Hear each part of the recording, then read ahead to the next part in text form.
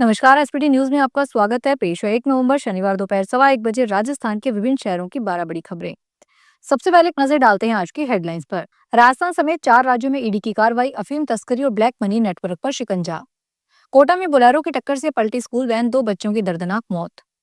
दुल्हन सी सजी श्याम नगरी, आज भक्त मिलकर मनाएंगे बाबा का बर्थडे। जोधपुर में मायरे का अनूठा नजारा, महंगाई से राहत की छोटी डोज। और अब खबरें विस्तार से सुनिए। ईडी ने अंतर्राज्यीय ड्रग रैकेट के खिलाफ बड़ी कार्रवाई करते हुए आज शनिवार को राजस्थान, मध्य प्रदेश, हरियाणा और पंजाब में एक साथ छापेमारी की। यह कार्रवाई मनी लॉन्ड्रिंग रोकथाम अधिनियम 2002 के तहत चंडीगढ़ जोनल ऑफिस द्वारा की गई।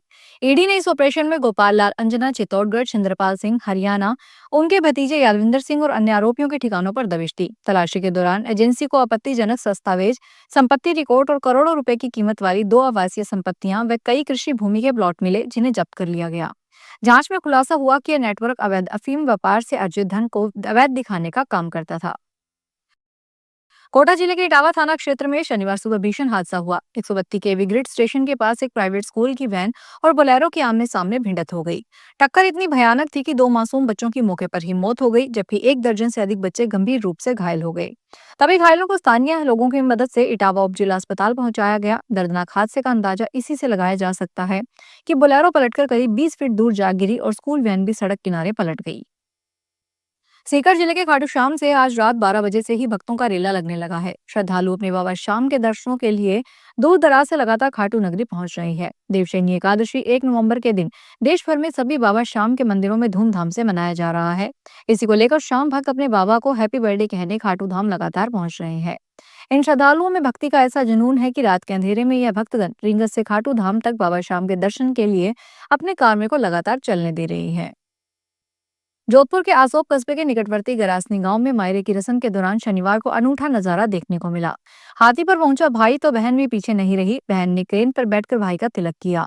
यह नजारा पूरे इलाके में चर्चा का विषय बना हुआ है। गांव के रमेश जाखड़ अपनी बहन रामकन्या के यहाँ मायरा भरने पहुंचे तो परंपरा और उत्सव का संगम देखने को मिला। गाजे बाजे के साथ हाथी पर सवार होकर मायरा लेकर पहुंचे भाई को देखने पूरा गाँव उमड़ा।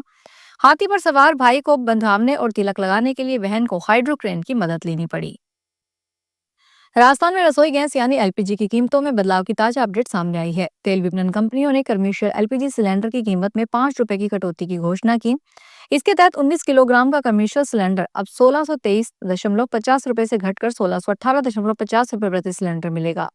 यह बदलाव तत्काल प्रभाव से लागू हो गया है। हालांकि घरेलू एलपीजी सिलेंडर की कीमतों में कोई बदलाव नहीं किया गया है और 14 किलोग्राम का घरेलू सिलेंडर अब 856.50 रुपए का ही रहेगा।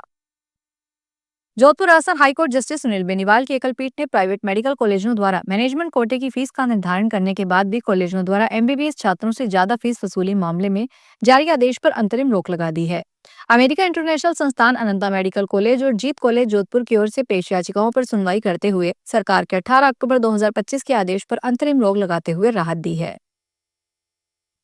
शहर की एक महिला मंडल के व्हाट्सएप ग्रुप में शादी का इनविटेशन कार्ड भेजकर साइबर ठगी की वारदात को अंजाम देने की कोशिश की गई है। इस कार्ड को असली समझकर जैसे ही ग्रुप से जुड़ी 150 से ज्यादा महिलाओं ने इसे डाउनलोड किया, उनका व्हाट्सएप हैक हो गया। गनीमत रही कि बैंक के 2 फैक्टर सिक्योरिटी सिस्टम के कारण ठगी नहीं हुई। दिल्ली की हवा फिर खतरे के निशान पर है और सरकार ने इस बार प्रदूषण पर काबू पाने के लिए बड़ा कदम उठाया है।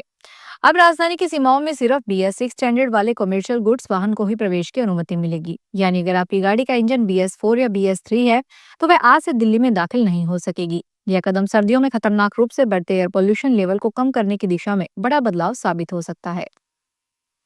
एशिया कप 2025 का खिताब जीतने के बाद भी टीम इंडिया अब तक अपनी ट्रॉफी हासिल नहीं कर पाई।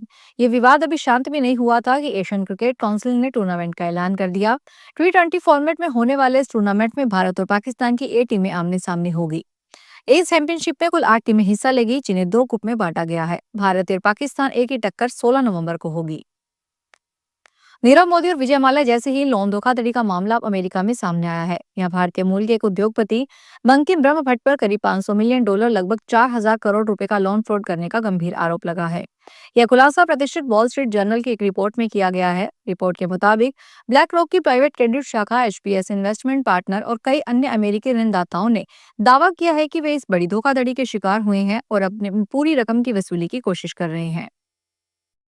इस साल देश भर में कड़ाके की सर्दी देर से आ सकती है। भारतीय मौसम विज्ञान के महानिदेशक मृत्युंजय महापात्र ने दिल्ली में एक ऑनलाइन कॉन्फ्रेंस में कहा कि नवंबर में ज्यादातर हिस्सों में दिन का तापमान सामान्य से नीचे रह सकता है, जबकि रातें सामान्य से गर्म महसूस होगी। मौसम वैज्ञानिकों का कहना है कि लाल इना प्रभाव में देरी इसकी मुख्य वजह है।